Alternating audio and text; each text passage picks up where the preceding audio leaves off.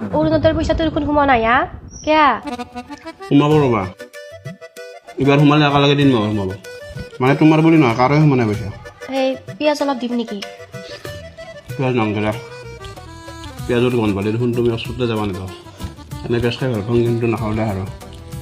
বহুত গৰম কাৰেণ্টটো গেল অলপ পিঁয়াজ খালে তাৰমানে কিছু ভাত থাকে তোৰ তোৰ ভাগৰ ভাতকেইটা খুৰালৈকে দিলো খুৰাৰো পন্তা ভাত খাই ভাল পাই না তাৰ ভাগৰ ভাতকেইটা মোক কিয় দিব লাগে কচোন হে চলি শকত নমৰে তো ভকত মৰে বুজি পাইছ এই হোটেলত খাই বিৰ এচাক মানি বেগ তুলি লয়